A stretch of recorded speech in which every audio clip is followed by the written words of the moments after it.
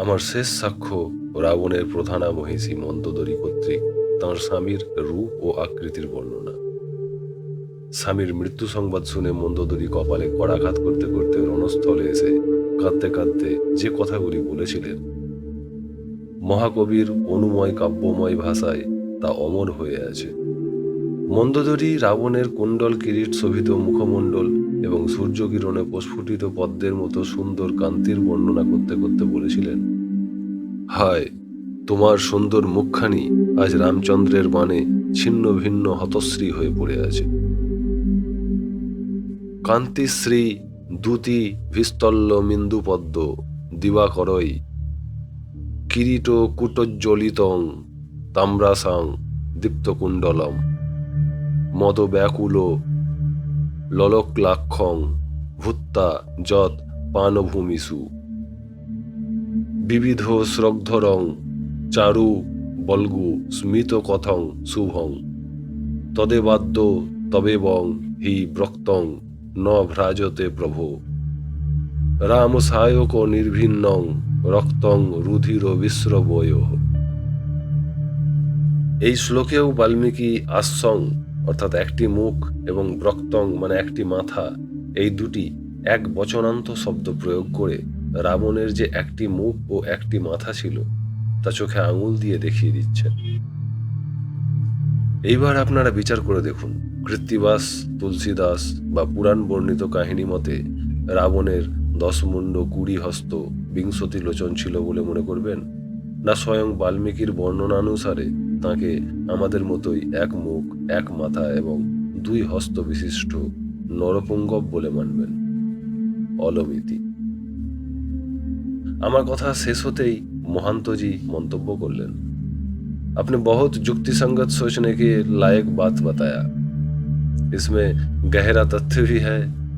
मैं तो बहुत प्रसन्न हूँ। हम तो नर्मदा माता के पास यही विनती करता हूँ, संन्यास लेने के लिए आपको कभी मति ना हो। आप जिंदगी भर भारतीय कृष्टि को लिए जीवन बिता देने से अच्छा ही होगा। भारते भातु भारती, भारते भातु भारती। वैदिक संस्कृति के उद्धार और प्रज्वल करने के लिए आप जीवन उत्सर्ग कर दें। भगवान शंकर और नर्मदा माता आपको साधना को संभालेंगे। अभी चलिए कालेश्वर भैरव जी को आरती करेंगे। রাত্রি তখন বোধ হয় 7টা বা 7:30 হবে। যথারীতি মন্দিরের চারদিকের চার কোণে ধুনি জেলে নাগারা ত্রিশূল হস্তে পাহারা দিচ্ছেন। 2 জন নাগা মন্দিরের চারদিকে ঘুরে ঘুরে দেখে আসছেন। মহান্তজি মন্দিরের গর্ভগৃহে ঢুকে কালেশ্বরজির আরতি শুরু করলেন। সিঙ্গা ডমরু বাজতে থাকলো। আরতির শেষে শিবলিঙ্গকে ভালো করে ধুয়ে পর্যাপ্ত চন্দন নিয়ে শিবলিঙ্গের মস্তক দেশ ঢেকে দিয়ে বেরিয়ে এলেন। একে বলা হয় মহাদেবের হিমচন্দন। সকলে সাষ্টাঙ্গে প্রণাম করলাম কালেশ্বর মহাদেবকে। যেহেতু কাল সকালেই যাত্রা করতে হবে, সেই জন্য মহান্তজির নির্দেশে যারা প্রহরায় রত তাঁরা বাদে বাকি সকলেই শুয়ে পড়লাম। শেষ রাত্রে সহসা ঘণ্টার ধ্বনি হতে উঠে পড়লাম। একজন নাগার উপর নির্দেশ ছিল রাত্রি 4টে বাজলেই সকলকে জাগিয়ে দিতে হবে। মহান্তজিও তাঁর তাঁবু থেকে বেরিয়ে এসে প্রাতকৃত্য সারতে গেলেন। নাগা সন্ন্যাসী সুশৃঙ্খল সৈন্যবাহিনীর মতো অবিশ্বাস্য দ্রুততায় 2টো তাঁবু, চাঁদোয়া, শতরঞ্জি ও কম্বলাদি, এমনকি রান্না করা, পূজা করা এবং খাওয়া দাওয়ার বর্তনাদি সব গুছিয়ে বেঁধে ফেললেন। যে যার সামান কাঁধে তুলে সারিবদ্ধভাবে যখন শিব বন্দনা করে যাত্রা আরম্ভ হলো, তখন সকাল 6টা। তখনও সূর্যোদয় হয়নি। কালেশ্বর ভৈরব টিলার তলদেশে যে বর্ষার সময় নর্মদার জল উজান বেয়ে এসেছিল, সেই জল সবাই মাথায় ছিটিয়ে নিয়ে অতি সাবধানে লাঠি ঠুকে ঠুকে প্রস্তরাবৃত জলমগ্ন কঠিন দহ অতিক্রম করা হলো। মহান্তজি হুঙ্কার তুললেন, সনাতন হিন্দু ধর্ম কা জয় হো, অধর্ম কা বিনাশ হো, হর হর শঙ্কর মহাদেব। ধর্মপুরী হতে অগ্নিকোণ ধরে আমাদের যাত্রা হলো শুরু। সুন্দরের ঘাট হতে যে রাস্তা ধরে ধর্মপুরীর মন্দিরে এসেছিলাম, সেই রাস্তায় না হেঁটে মহান্তজি একটা কোনাকুনি রাস্তা ধরে হাঁটতে লাগলেন। সমগ্র দল তাঁকেই অনুসরণ করে এগোতে লাগলো। নাগারা মাঝে মাঝেই সিঙ্গা ডমরু বাজাতে লাগলেন। প্রায় ঘন্টাখানেক পার্বত্য পথে হাঁটার পরেই আমরা ক্রমশ ঘন জঙ্গলের মধ্যে এসে পড়লাম। গাছপালার ফাঁক দিয়ে অতি কষ্ট করে নর্মদার ধারাকে লক্ষ্য করতে হচ্ছে। এই যাত্রায় দেখছি মহান্ত মহারাজ মতীন্দ্রকে পাশে রাখেন। তার পাশে আছেন একজন বৃদ্ধ নাগা, নাম লক্ষণ ভারতী। শক্ত সমর্থ বলিষ্ঠ শরীর, দীর্ঘদেহী, উচ্চতা 6.5 ফুটের কম নয়। ধর্মপুরীর মন্দিরে থাকতেই শুনেছি যে ইনি মাত্র 12 বছর বয়সে নগেন্দ্র ভারতীজির গুরুদেবের কাছে আশ্রয় পেয়েছেন। জ্যেষ্ঠ গুরু ভ্রাতা হিসেবে একে মহান্তজি খুবই আদর ও সম্মান করে থাকেন। নর্মদা পরিক্রমা বিষয়ে এর অভিজ্ঞতা অনেক বেশি। হঠাৎ মহান্তজি তাঁকেই সম্বোধন করে বলে উঠলেন, লক্ষ্মণ ভাইয়া, সামনে ও কোন জানুয়ার বা? লক্ষণ ভারতীজি কোনো উত্তর দেওয়ার আগেই মতীন্দ্রজি বললেন, বাঘ। অন্য একজন নাগা বললেন, বহুত বড়া হিরণ। লক্ষণজি বললেন, নেহি, ও হ্যাঁ রাউটা। গোটা দলটাই তখন থমকে দাঁড়িয়ে পড়েছে। হাতের শিঙা ডমরু থেমে গেছে। সবাই জীবটাকে লক্ষ্য করছেন। আমাদের কাছ হতে প্রায় 200 গজ দূরে বিরাট কলেবরের জানোয়ারটা আমাদের দিকে পেছন ফিরে পাথরের উপর গড়াগড়ি খাচ্ছে। মোটা থলথলে একডোল মাংসন পিণ্ড যেন, গায়ে ভালুকের মতো ঘন লোম। মুন্ড মহারণ্য বা ওঙ্কারেশ্বরের ঝাড়িতে যত ভালুক দেখেছি, তাদের লোমের রং দেখেছি কালো বা ধূসর।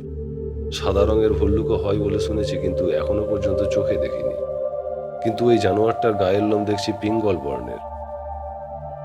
ফিসফিস করে লক্ষণজি বলছেন, उसका आंख होता है एक ठो, ये भल्लुक जातीय लेकिन भल्लुक से भी हिंस्र होता है।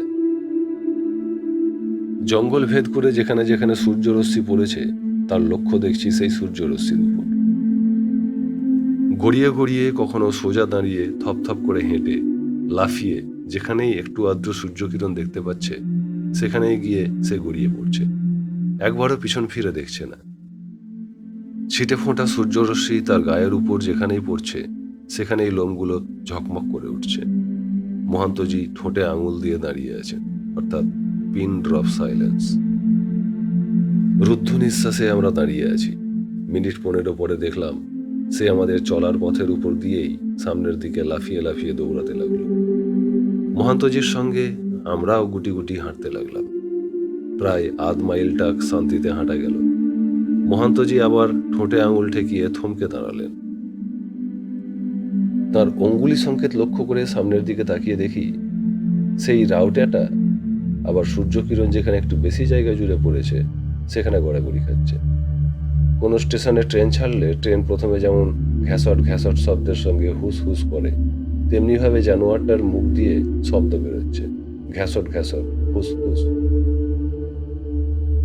আমরা সকলেই ভয়ে তখন রেবা রেবা, কেউ বা হরনর্মদে জপ করে চলেছি। হঠাৎ একজন নাগা সন্ন্যাসী সশব্দে হেঁচে উঠলেন, হ্যাচ্চ। সেই প্রচণ্ড হাঁচির শব্দে জন্তুটা আমাদের দিকে মুখ ফিরিয়ে তাকিয়ে আক্রমণের জন্য উদ্যত হলো। সে মুখ বেদান করতেই দেখতে পেলাম তার প্রকাণ্ড লাল হাড় মধ্যে রক্তের মতো লাল জিভাটা লকলক করছে। নাসিকা মূলে একটা বড় চোখ ভাটার মতো জ্বলছে। প্রাণপণে সকলে হরনর্মদে আকাশ ফাটানো চিৎকারের সঙ্গে শিঙা ডমরু বাজাতে লাগলেন। নির্জন বনের মধ্যে সেই হট্টরোলে চমকে গিয়ে কিংবা যে কোনো কারণে হোক, লক্ষণ ভারতীজি কথিত সেই ভয়ঙ্কর কদাকার র্যাবটা হঠাৎ লাফ মেরে বনের মধ্যে অন্তর্হিত হয়ে গেল। এতক্ষণে সকলের ধরে যেন প্রাণ ফিরে এলো। মহান্তজির সঙ্গে কণ্ঠ মিলিয়ে আমরা সকলেই জয় নর্মদা মাতাজি কি জয় বলে জয়ধ্বনি দিলাম। যে পথ ধরে বনের মধ্যে আমরা হাঁটছিলাম, সে পথ থেকে বাঁদিকে মোড় নিয়ে মহান্তজি হাঁটবার নির্দেশ দিলেন। বললেন, হিংস্র জানোয়ারকে বিশ্বাস নেই, কোথাও হয়তো ঘাপটি মেরে বসে থাকতে পারে, কাজেই এই পথটা এড়িয়ে একটু বেঁকে গেলেই ভালো। আমি ভাবছি, সেই তো জানোয়ারটা শেষ পর্যন্ত বনের মধ্যে অন্তর্হিতই তো হলো, এর আগেও তো সে যেতে পারত।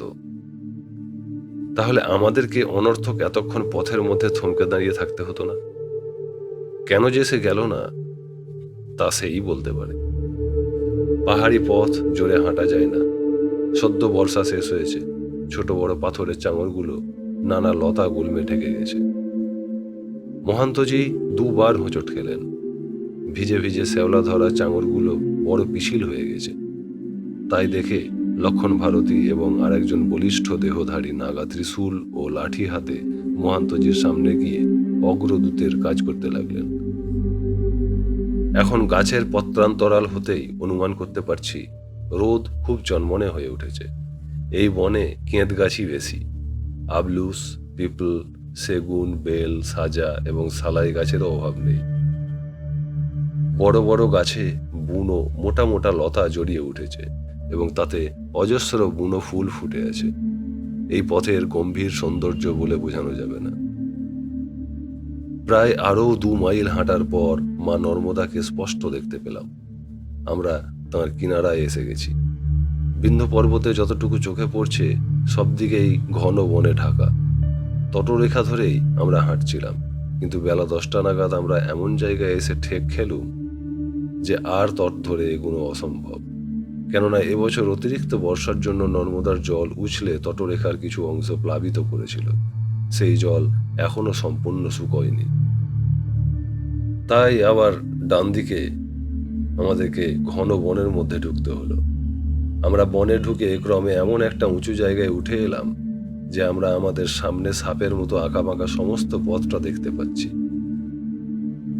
কখনো শৈলগাত্র বেয়ে, কখনো সংকীর্ণ উপত্যকায় নেমে, আবার কখনো দূর দিক চক্রবালে অদৃশ্য হয়ে পথটা বরাবর চলেছে আগে আগে। বাঁদিকে কিছুটা দূরে নর্মদাকে দেখা যাচ্ছে। ডান দিকে প্রায় 1/2 মাইল টাক লম্বা বন্য বাঁশের বন, শাল বন, বাঁশ বনের ধার দিয়েই বয়ে চলেছে একটা ঝর্ণা কুলুকুলু শব্দে। কিন্তু খর রৌদ্রের তাপে একদল বলিষ্ঠ নাগার দলের মধ্যে থেকেও সেই স্থানের প্রাকৃতিক শোভা এবং ঝর্ণার কুলুকুলু তান হৃদয় দিয়ে উপলব্ধি করার সুযোগ পেলাম না। একদল বন্য কুকুরের বিকট ডাক শুনে আমরা থমকে দাঁড়িয়ে পড়লাম। বেশ কিছুটা দূর থেকেই কুকুরগুলো চিৎকার করছে। আমরা বুঝতে পারছি, তাই একটুখানি দাঁড়িয়েই আমরা মন্থর গতিতে এগোতে লাগলাম। শঙ্কর ভারতীজি সকলকে স্থির হয়ে দাঁড়াবার ইঙ্গিত জানিয়ে অপেক্ষাকৃত দ্রুত তালে কিছুটা এগিয়ে গিয়েই সঙ্গে সঙ্গে দৌড়ে ফিরে এলেন। মহান্তজির কানে কানে কিছু বলে যে নাগার হাতে কেরোসিনের টিন ছিল তার কাছ থেকে বড় এক টুকরো ন্যাকড়া চেয়ে নিয়ে যেখান থেকে ফিরে এসেছিলেন আবার দ্রুত পথে ফিরে গেলেন সেখানে গিয়ে কেরোসিনে ভেজানো ন্যাকড়াটাতে দিয়াশলাইয়ের কাঠি জেলে ছুঁড়ে দিলেন এক ঝাড় বুনো বাঁশ ঝাড়ের তলায় জমে থাকা বাঁশ পাতার আগুন ধরে যেতেই তিনি আমাদেরকে ইঙ্গিত করলেন তার কাছে এগিয়ে যেতে। কৌতূহলে আমরা অস্থির হয়ে পড়েছি। ব্যাপারটা কি তা কিছুই অনুমান করতে পারছি না। তবুও মহান্তজি হাঁটতে শুরু করতে আমরা সবাই তাকে অনুসরণ করলাম। যত এগোচ্ছি কুকুরের ডাকও তত উগ্রতর ও নিকটতর হয়ে উঠছে। শঙ্করজির কাছে পৌঁছতে তাকে আর দেখাতে হল না। আমরা নিজেরাই বাঁশ পাতার লেলিহান অগ্নিশিখা এবং বাঁশঝাড়ের ফাঁক দিয়ে দেখলাম একটা নেকড়েকে ঘিরে ধরেছে একদল বুনো কুকুর। নেকড়েটা একটা কুকুরকে দাঁতে কেটে মেরে ফেলেছে, তাই নেকড়েটাকে আক্রমণ করেছে বাকি 8-10টা বুনো কুকুর। নেকড়ের অবস্থা কাহিল। বুনো কুকুররা নেকড়েটার মাংস ছিঁড়ে ছিঁড়ে খাচ্ছে। তাদের চোখগুলো ধক ধক করে জ্বলছে ভাঁটার মতো। আমাদের দলকে বাধা দানকারী ভেবে তেড়ে আসতে চায়, কিন্তু আগুনের শিখার ভয়ে তারা এদিকে এগোতে পারছে না। শঙ্কর ভারতীজির ইঙ্গিতে আমরা প্রাণপণ দৌড়ে সেই বুনো কুকুরের দলকে এড়িয়ে নর্মদা কিনারে পৌঁছে গেলাম। মনে মনে ভাবছি, বাঘ, সিংহ প্রভৃতি হিংস্র জন্তুরা যত বলশালী হোক না কেন, মানুষের বুদ্ধির কাছে সবাইকে পরাজয় স্বীকার করতে হয়। হিংস্র বন্য পশু তো দূরের কথা, দুর্লঙ্ঘ দুর্গম প্রকৃতির করাল ভ্রুকুটিকেও অগ্রাহ্য করে বুদ্ধিমান মানুষ তার জয়যাত্রা অব্যাহত রেখেছে। মানুষের জয় হোক। একবার পিছন ফিরে তাকালাম, তখনও আগুন চলছে। হয়তো বাঁশবনের খানিকটা পুড়ে ছাই হয়ে যাবে। বন্য প্রকৃতির বুকে আগুনের এই তাণ্ডব জ্বালিয়ে কি ভালো কাজ করা হলো? ভালো মন্দ পাপ পুণ্যের বিচার করার সময় এখন নয়। সূর্য এখন মাথার উপরে। আমরা সবাই এখন খুদ পিপাসায় কাতর, ঘরমাক্ত কলেবর। সামনে দুর্গম পথ পড়ে আছে, সেই দুর্গম পথে পাড়ি দিতে হবে। মহান্তজি নর্মদা স্পর্শ করে জল খেলেন। আমরাও নর্মদা স্পর্শ করলাম। এক কমণ্ডলু জল ঢকঢক করে গলায় ঢেলে আমরা কমণ্ডলুতে নর্মদার জল ভরে নিলাম। আবার হাঁটা শুরু হলো। নর্মদার ওপারের দিকে তাকাতেই দেখতে পেলাম নর্মদার দক্ষিণ তটে বহু জনবসতি ও মন্দির চোখে পড়ছে, কিন্তু এই উত্তর তটে বন ও নির্জনতা ছাড়া আর কিছু চোখে পড়ছে না। নর্মদার বুক দিয়ে 2-4টে নৌকাকে পাল তুলে যেতে দেখলাম। আরও ঘন্টা আড়াই নর্মদার কিনারা ধরে হেঁটে হেঁটে পৌঁছলাম এমন এক স্থানে যেখানে 8-10টা বড় বড় নৌকো ও 15 মাঝারি নৌকো নোঙর ফেলে দাঁড়িয়ে আছে। কাছেই একটা পাথরের শিব মন্দির। মতীন্দ্রজি আমাকে বললেন, এই স্থানের নাম গাংলি ফেরি। এখানেই মনে হয় আজ রাত্রিবাস করা হবে। ওই মন্দিরে আছেন নীলকণ্ঠেশ্বর মহাদেব। এখানে পৌঁছেই নর্মদার দিকে মাথা নুইয়ে মহান্তজি 3 বার হর নর্মদে বলেই বসে পড়লেন। এইটা এখানেই যাত্রা বিরতির ইঙ্গিত। নর্মদার পার্বত্য তটে সবাই এসে বসে পড়লেন। মহান্তজি একজন নাগা सन्यासी ডেকে বললেন, किंकरलाल नाववाला को 2 घंटे के बाद हमारे साथ भेंट करने के लिए बुलाओ जी। সেই নাগা চলে গেলেন কিঙ্করলালকে খুঁজতে। মহান্তজি আমাকে এবং মতীন্দ্রজিকে সঙ্গে নিয়ে গেলেন নর্মদায় স্নান করতে। অন্যান্য নাগারা কেউ কাঠ ও শুকনো ডালপালা আনতে গেলেন রাত্রে ধুনি জ্বালার প্রয়োজন। 10 জন নাগা একসঙ্গে রুটি তৈরির জন্য উদ্যোগী হলেন। কেউ কেউ প্রথমেই স্নানের জন্য প্রস্তুত হতে লাগলেন। আমি পূর্বেই বলেছি, নাগারা মিলিটারি ডিসিপ্লিনের সঙ্গে অবিশ্বাস্য দ্রুততায় নিজেদের মধ্যে কাজ ভাগ করে নিয়ে দ্রুত আপন আপন কর্তব্য সমাধা করে থাকেন। নর্মদায় স্নান তর্পণ সেরে আমরা কমণ্ডলুতে জল ভরে নীলকণ্ঠেশ্বর মন্দিরে গেলাম পুজো করতে। ছোট পাথরের মন্দির, দরজা খোলাই আছে। মন্দিরে ঢুকে দেখি শিবলিঙ্গ নানা রকম বনফুলে ঢাকা পড়ে আছে। এখন আমরা ছাড়া পরিক্রমাবাসী আর কেউ নেই। আশেপাশে কোনো বসতিও দেখা যাচ্ছে না। অনুমান করলাম নৌকার মাঝি মাল্লারাই পূজা করেছেন। শিবসুন্দর ছাড়া এমন দেবতা আর কে আছেন যার কাছে সূচি অসুচি নেই, পাপ তাপের বিচার নেই, ব্রাহ্মণ শূদ্র চণ্ডাল প্রভৃতি জাতিভেদের বালাই নেই। যে বর্ণ বৈষম্য এবং জ্ঞাতিভেদের বিষ বাষ্পে হিন্দু ধর্ম ক্রমশ ক্ষীয়মান হচ্ছে, সেই গোঁড়া রক্ষণশীল হিন্দু সমাজ শিব পূজা করে ঠিকই, কিন্তু একবার যদি গভীরভাবে শিবসুন্দরের আদর্শ সর্বান্তকরণে গ্রহণ করে, তাহলে আমাদের সমাজ সত্যই দেব সমাজ হয়ে উঠবে। মাত্র একদিন আগে ধর্মপুরীর মন্দিরে মতীন্দ্র যে গানটি গেয়েছিলেন তার 2টি লাইন আমার মনে পড়ে গেল। বেলপাতা নেন মাথা পেতে, গাল বাজালে হন খুশি, মান অপমান সমান তো তাঁর কাছে নয় কেউ দোষী। নীলকণ্ঠেশ্বর শিবলিঙ্গটি প্রায় 1.5 ফুট দীর্ঘ, বর্ণ ঘন নীলাভ। লিঙ্গ মধ্যে আর কোনো চিহ্ন খুঁজে পেলাম না, দেখতে বড় সুন্দর। মহান্তজি মন্ত্রোচ্চারণ করতে করতে শিবের মাথায় জল ঢালতে আরম্ভ করলেন। আমাদের দুজনকেও ইঙ্গিত করলেন তাঁর সঙ্গে সঙ্গে জল ঢালতে। তিনি যুক্ত করে নতজানু হয়ে যে মন্ত্র উচ্চারণ করলেন, আমরাও তাঁর সঙ্গে কণ্ঠ মিলিয়ে বলতে লাগলাম, ওং ভব সর্ব রুদ্র পশিপতি রথগ্রহ সহ মহান তথা ভীমে সানাবিতি যদভিধানাষ্টক মিদম অমুস্মিন প্রত্যেকং প্রবিচরতি দেবশ্রুতিরপি প্রিয়ায়স্মৈ ধামনে প্রাণীহিত নমস্য হস্মি ভবতে। অর্থাৎ, হে প্রভু, ভব সর্ব রুদ্র পশুপতি উগ্র মহাদেব ভীম এবং ঈশান, এই যে তোমার 8টি নাম, এগুলির প্রত্যেকটি অর্থ প্রকাশের জন্য বেদ সম্পূর্ণরূপে সচেষ্ট। আমি কায় মনোবাক্যে সেই আনন্দরূপ এবং অখণ্ড চৈতন্য স্বরূপ তোমাকে প্রণাম করি।